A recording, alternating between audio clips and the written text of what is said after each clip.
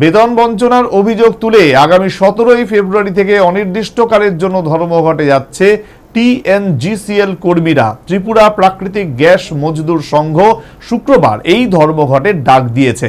অভিযোগ, কেন্দ্রীয় বেতন পরিকাঠামোর নামে নিচের তলার কর্মীদের সঙ্গে বঞ্চনা করেছে কর্তৃপক্ষ। রাজ্যে জোট সরকার প্রতিষ্ঠার পর থেকে সরকারি পদগুলিতে শুরু হয়েছে আউটসোর্সিং নিয়োগ। স্থায়ী চাকরির বদলে আউটসোর্সিং পদ্ধতিতে নিয়োগ করা হলে কম বেতনে নিয়োগ করা যায়। তাছাড়া কর্মচারীদের প্রতি সরকারের কোনো দায় থাকে না। চুক্তিভিত্তিক এই নিয়োগে সময় শেষ হয়ে গেলে কর্মীদের ছাঁটাই করে দেওয়া হলেও কোনো দায় থাকে না কর্তৃপক্ষের। এবার সেই আউটসোর্সিং কর্মচারীদের পক্ষে বেতন বঞ্চনার অভিযোগ উঠতে শুরু হয়েছে।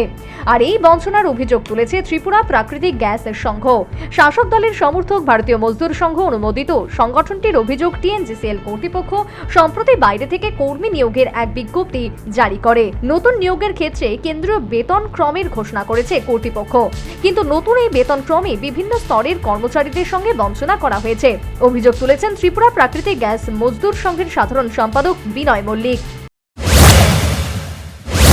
আপনারা জানেন যে আমরা 1000 কর্মী যেখানে নেই সেখানে একটা ত্রিপাক্ষিক বৈঠকের মাধ্যমে আমাদের এই যে বেতনক্রম নির্ধারণ করা হয়। টিএনজিসিএল রিসেন্ট একটা টেন্ডার করেছে অফিস ম্যান পাওয়ারের, সেটার মধ্যে একটা কেন্দ্রীয় যে বেতনক্রম সেটা নিয়োগ করার সিদ্ধান্ত নিয়েছে। আমরা সাধুবাদ জানাই যে কেন্দ্রীয় বেতনক্রম নিয়োগ করবেন, কিন্তু দেখা গেছে যে এটা করতে গিয়ে যে যারা স্থানীয় নেতৃত্ব দেয় তাদেরকে কিভাবে নিচু নামানো যায় সেই একটা অপপ্রয়াস তারা করেছে। এবং এই ঘৃণ্য একটা যে রাজনীতি, একটা সুশুরিমূলক যে তাদের অপপ্রয়াস, এটা তারা করে ফেলেছে আমাদের অফিস ম্যান পাওয়ার মধ্যে। আমরা চাই না যে এটা আগামী দিনে যে টেন্ডারগুলো হচ্ছে যে ওএনডেম এবং ডিএসএম এবং কম প্রেশার এলসিবি সেইগুলোর মধ্যে এর কুপ্রভাব পড়ুক।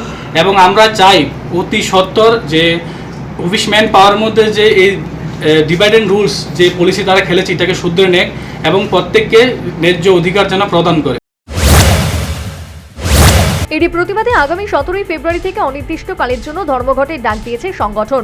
রাজ্যে টিএনজিসিএল এর অন্তর্গত বেশিরভাগ সিএনজি স্টেশনে কর্মরত কর্মচারীরা এই সংগঠনের সদস্য। ফলে 17 ফেব্রুয়ারি থেকে শুরু এই ধর্মঘটে রাজ্যের বিভিন্ন সিএনজি স্টেশনগুলি বন্ধ হয়ে যাওয়ার আশঙ্কা দেখা দিয়েছে। বন্ধ হয়ে যেতে পারে সমস্ত সিএনজি চালিত পরিবহন ব্যবস্থাও। Bureau report, news vanguard.